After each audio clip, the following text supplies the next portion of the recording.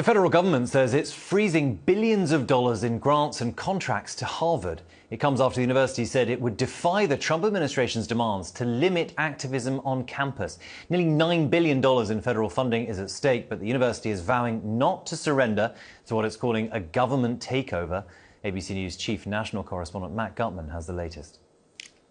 The Trump administration freezing more than $2 billion in federal grant money after Harvard University rejected a list of government demands, including overhauling hiring and admissions practices. Harvard, America's wealthiest university, not backing down in the face of pressure from President Trump, who was threatening to pull roughly $9 billion in federal aid unless the school makes a slew of changes to the way it's run.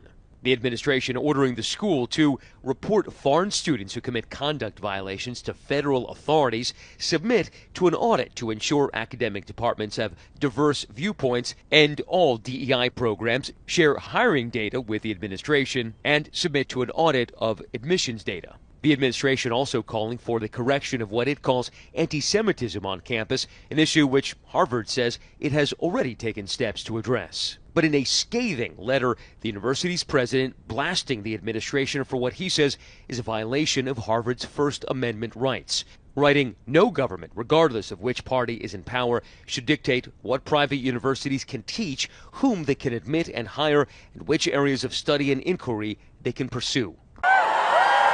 This is hundreds of demonstrators gathered in Cambridge over the weekend, protesting the administration's arrests and detainments of international students. What the university has said is, we're going to stand on our principle and our legal rights. The school's defiance coming as President Trump squeezes Ivy League universities, some like New York's Columbia University, conceding to a list of demands after hundreds of millions of dollars in aid was paused.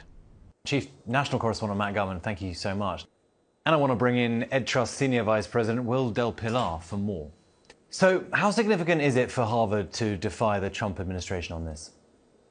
I think it's a huge step. I would say nationally, you didn't see anyone standing up to this administration. What we saw were associations come forward and issue or engage in legal challenges to some of the demands that the administration was making, but we didn't see a single institution stand up for their rights and for their independence and for their academic freedoms. And so I think nationally, this is a huge step to see an institution with the wherewithal and resources to stand up and fight back. I think it's a huge step.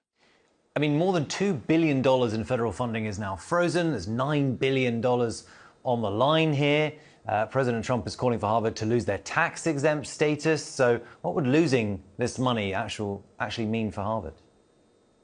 I think in the long run, it would have an impact on the institution. But this is an institution with an endowment that's worth billions of dollars. And so given the size of the endowment, I think that Harvard putting their stake in the sand at this point, I think it comes with some financial risk to them.